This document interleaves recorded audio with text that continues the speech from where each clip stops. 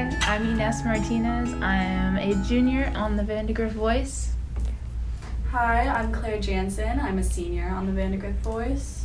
And today we have with us Jeremy Fry, assistant principal over here at Vandegrift High School.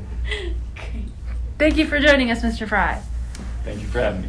So we're interviewing you about the vandalism, the current vandalism that's going on at Vandegrift right now, especially in the boys' bathrooms and stealing things. What do you know so far about the vandalism? Well, so far, just about every one of our bathrooms here on campus has been vandalized in some way or another, whether that's damaged items or stealing items in some way or another. Every bathroom has been targeted. Are you familiar with this trend that is going on? This Devious Licks Yes. trend on TikTok. Yes. Very familiar with that, or at least come to be familiar with Yes. that throughout this past week or so. Okay, great. And then, how do you think that this started originally? Like, do you think it is sort of like peer pressure, or simply just they're doing it to do it? Well, I think TikTok is a place where kids try to post to be liked or followed by other people. Mm-hmm. So I think the overall trend must have started just because a kid wanted, that has maybe a lot of followers or people that want to, do the same thing, model after them. I think that's how it started. And so, kids at our campus, see that it's a trend going around the United States and want to be liked and followed. And so then they want to kind of follow in their footsteps and do some devious licks. In the past, have there been other trends and things online that you guys have to keep up with so what's going on? Yeah.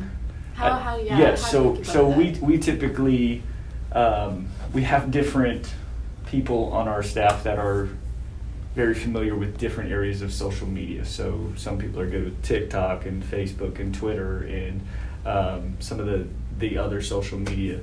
And so they keep track of what's happening. And so it's easy when you start seeing those trends, you start seeing it pop up more and more. And it's easy to find not just what the trends are, but really who in our kids are participating in that, because we see that too. Yeah, I guess another question of mine too is, how do you I don't know how to word this, sorry. What is it? It's I was gonna ask how, it also just left my head, but I think it was the influence or something. Yeah.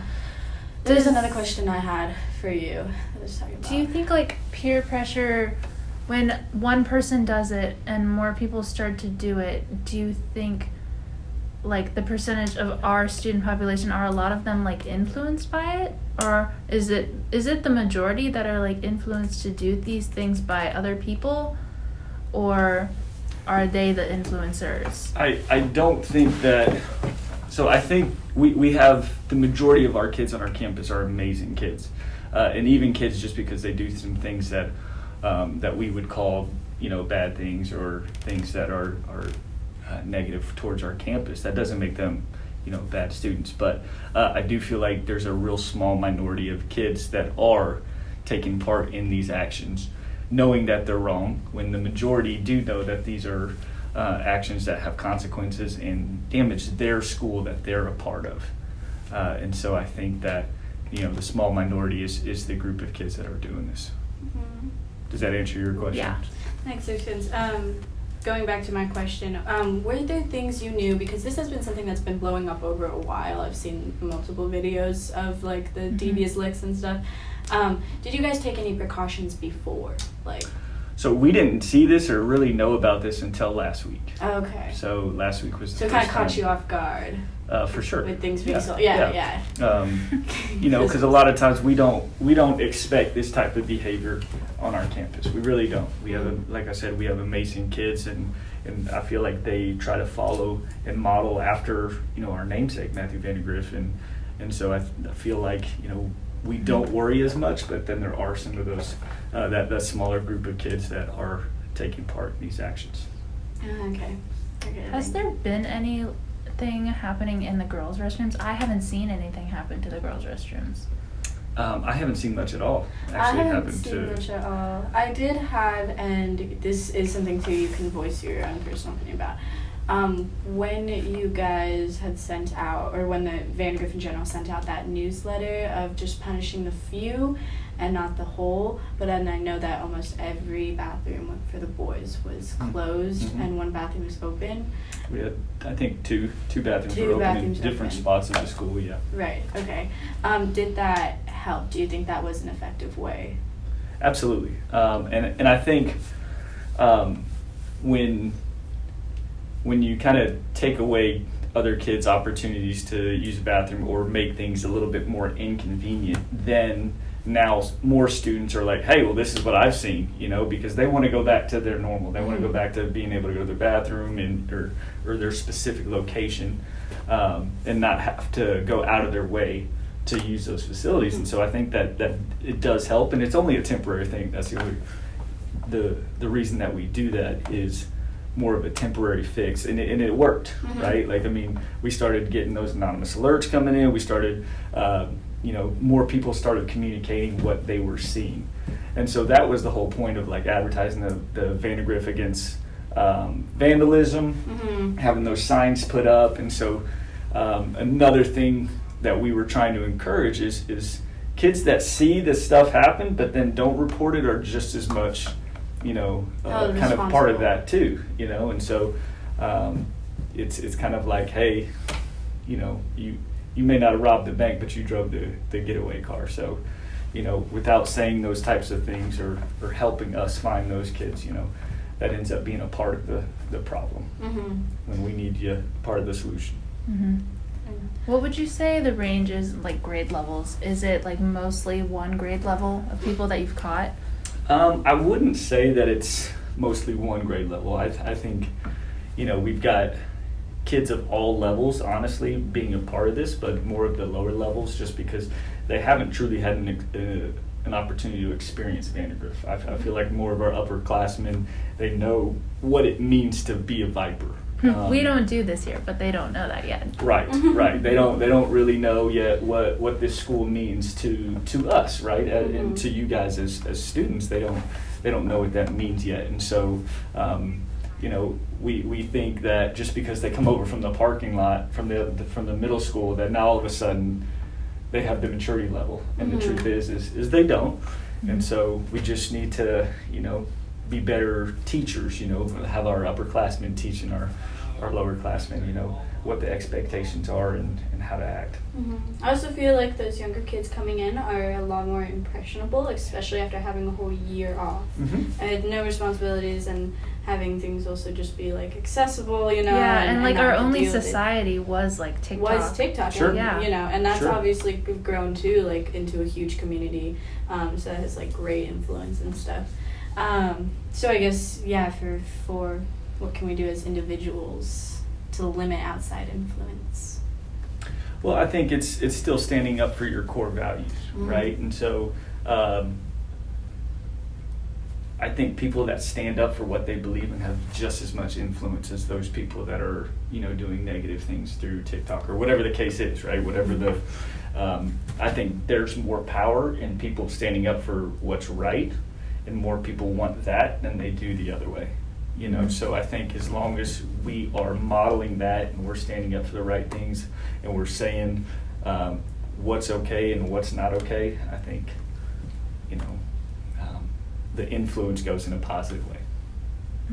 Were you shocked to find out about the vandalism, or were you more like, Makes sense that we do something it, stupid. my expectations really weren't that high. So again, expectations are that people act with class and character and integrity here at Vandegrift. Am I shocked that there is this type of behavior? I'm not shocked, but at the same time, like I was shocked at the level, right? Like seeing one bathroom or two like it being vandalized, I can, I get that, right? But not the amount of vandalism that was done. Yeah, we're girls obviously, so we haven't seen this vandalism. Can you go into detail about like what happened? I do have a brother who said someone took an entire stall door. What? I have not seen that. Okay, I have good. not seen that. I have no idea if someone else told him You know, that. or there's what. missing items. What are in the bathrooms? Like, I know people are stealing soap dispensers. Soap dispensers have The disappeared. air. The air? The air things. Somebody yes. stole a hand dryer? Hand dryer, yes. Oh, I have not seen that. I have not seen that. But I Really? do know that I've seen it online. It's not just stealing Yeah. the items. It's also damaging the items, right? And so when you take a mirror off the wall, right, that's damaging an item because now I have to have a custodian or I have to have a work order submitted and have somebody come in and hang that back up, and that takes time. It takes money, and so it's not just. Like, hey, was everything stolen? That's not always the case, but removing a soap dispenser from the wall and even putting it in a trash can, right? Like that still takes time and energy and effort for somebody else to come in and have to put that back up on the wall. So Especially when you don't have access to multiple custodians. right, we're short. Yeah. Right now we're short 6 or 7 custodians, and so Was that due to the vandalism? no. Not necessarily. I don't know. We were short. We've been short all year, and it's not just our campus. It's district wide. It's statewide.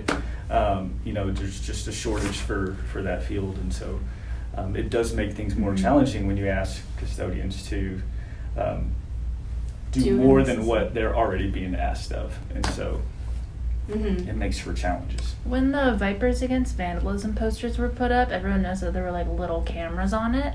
And everyone started freaking out that there were going to be cameras in the bathroom. Okay. And can you confirm that there are no cameras in the bathroom? There are not cameras in the bathroom. Yay! Put that to rest. But there are cameras at the entry points. Yes. Right, where we can see who is going into the bathrooms, and so we do have the ability to time stamp and make sure that we know, like, hey, it was good, you know, when this kid walked in, but then it's not good when this kid walked out. So we have the ability to kind of trace and look at camera footage and see what students are going into the restrooms and be able to figure out who's involved. Have you found a majority of the people who were vandalizing? That apparently is an ongoing investigation in terms of we still have some bathrooms that haven't been cleaned. We still have some damage that still needs to be assessed, and so we're not done yet. My question is, why bathrooms? Like, Yeah. that's like the one thing you need, right? That's the one Like, thing everyone uses. Yeah. And so that's our challenge, and the problem is that, you know, we have nice things here at Vandegrift, you know, and so if we leave things or we don't have custodians to fix these things or clean them up, then we don't have nice things anymore, you know, and so then our students don't want to use the bathrooms, or, you know, they don't have access to nice clean bathrooms because of the few minority students that are, you know, doing this. Nice.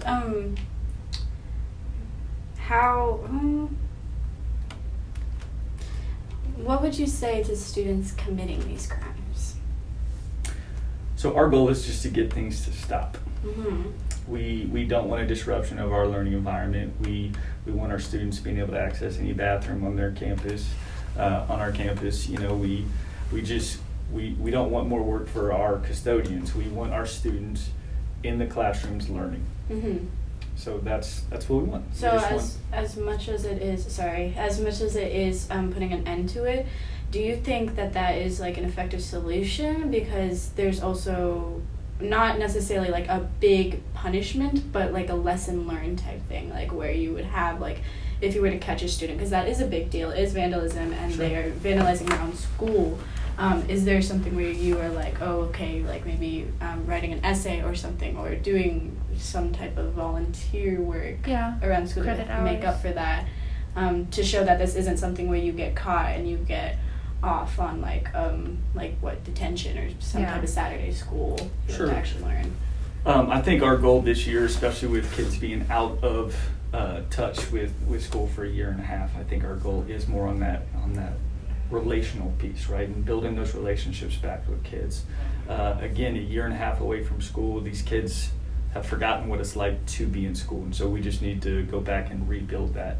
And so our goal is to have it be more of a learning lesson than anything. It's not just, hey, do I want to give this kid ISS? It's not. that doesn't fix the problem. Mhm. But getting the kid to learn how to make better decisions moving forward and changing that behavior is our goal. Mhm. And so obviously we don't want it to happen again, but we want to just change that behavior in the students.